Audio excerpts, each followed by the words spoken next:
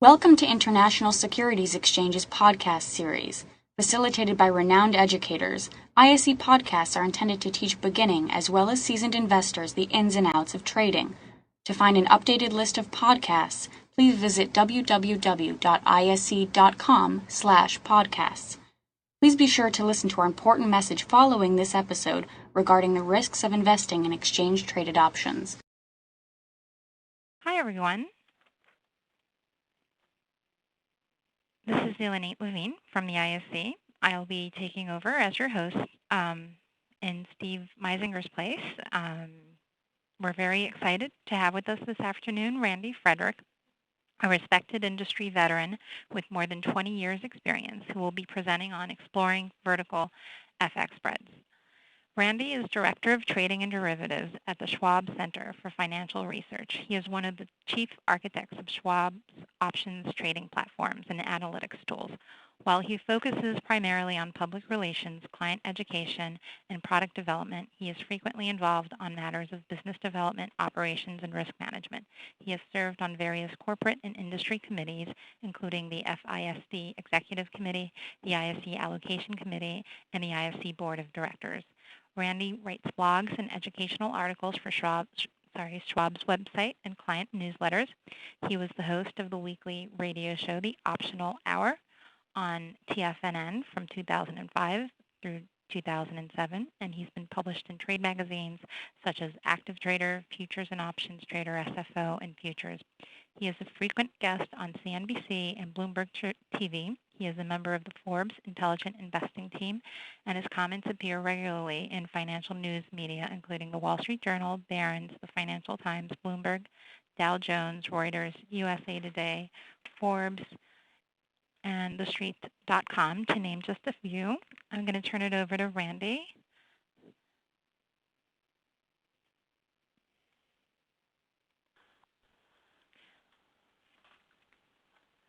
It's always a pleasure to do these presentations with the ISE, a great partner of ours, and we've had a great long-standing relationship now for going on just about 10 years, so outstanding, ever since the very beginning.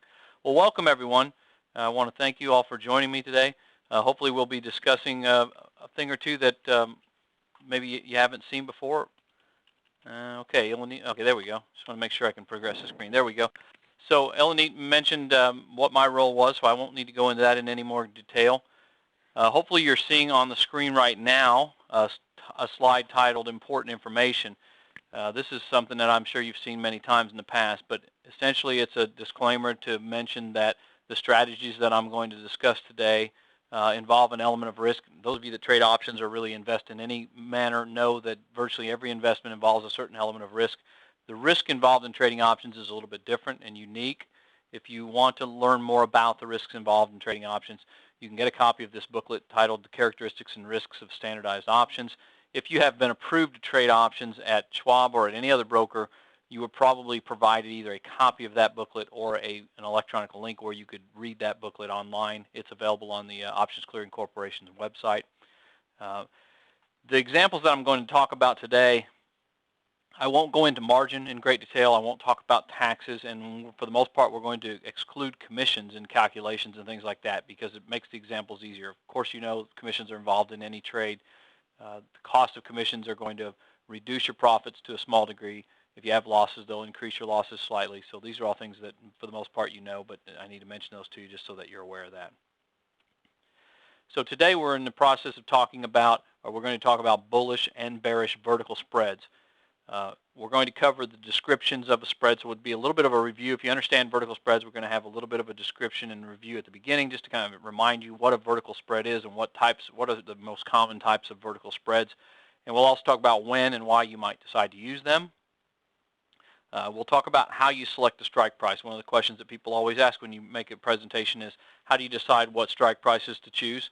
So I'll explain and sort of show you a little table on exactly how we do that. Then we'll talk about how we'll show you some few examples using the ISE foreign currency indexes.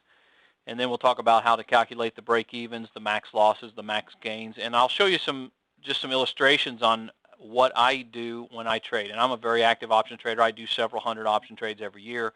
So I'll show you some of the things that I do to help me visualize whether or not a trade that I'm considering is a good idea or not. And hopefully that'll help you a little bit. And we'll talk about some of the advantages and disadvantages of using vertical spreads as opposed to other common types of option strategies. So let's jump right in. So on this slide, what you can see is that it's basically a description of what a vertical spread is.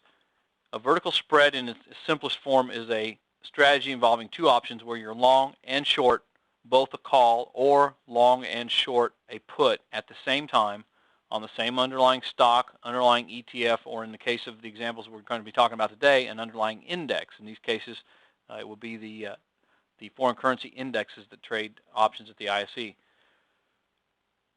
Vertical spreads are often used as a lower cost substitute for straight long option strategies, specifically debit spreads.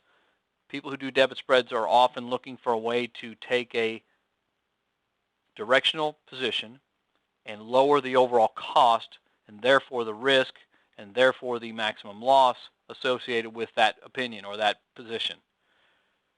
Credit spreads are often used, and really with good reason, as a lower risk substitute for naked or uncovered options. A lot of people like to trade naked calls and naked puts. Nothing wrong with that, it's just that they can be very risky. A credit spread is in my opinion anyway, often a better way to do the same thing and reduce the risk dramatically. So we'll go into both of those things in a little bit more detail. When would you typically use a vertical spread? Well, quite simply, when you're interested in taking on a directional position and you want to do it with a defined amount of risk, and so I typically would call that low cost risk, small amount of risk, or and you're willing to, in many cases, settle for a limited profit potential. Spreads typically always have a maximum limited profit potential.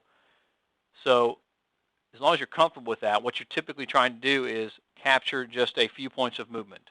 And you're trying to do it with a very low cost and with a very definable, in most cases, a very low amount of risk. Now, there are a lot of strategies that you can take that are directional.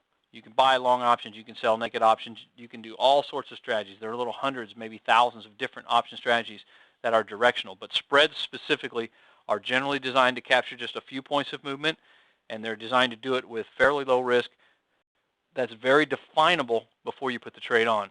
Before I do spreads, I always calculate what the maximum amount of loss is, what the maximum amount of gain is, and I make sure that I'm comfortable with those numbers. Now, that's not to say that you're going to have to take on all that risk, because if things start to go badly, you can often close out the trade ahead of time and limit your losses somewhat. But typically, you need to be comfortable with the potential amount of maximum risk that you're taking ahead of time, and the nice thing is you can always calculate that, and we're going to go through how to do that. Now, what you'll see on this screen is you'll notice that on the left half we've got just a typical profit and loss chart where the bottom illustrates the price of the underlying index, left for lower and to the right for higher. The profit and loss is on the y-axis, and you can see the green zone is the profit zone on a vertical spread. And in this particular example on the left-hand side, we're talking about a debit call spread or a credit put spread. Both of them have virtually identical profit and loss charts. They are both essentially limited risk strategies, as we mentioned, and that's the reason why the green has a horizontal spot where the profit maxes out, but they also have limited risk, and that's why on the left side where the red is, the red also has a horizontal line because there's a maximum amount of loss and it's definable.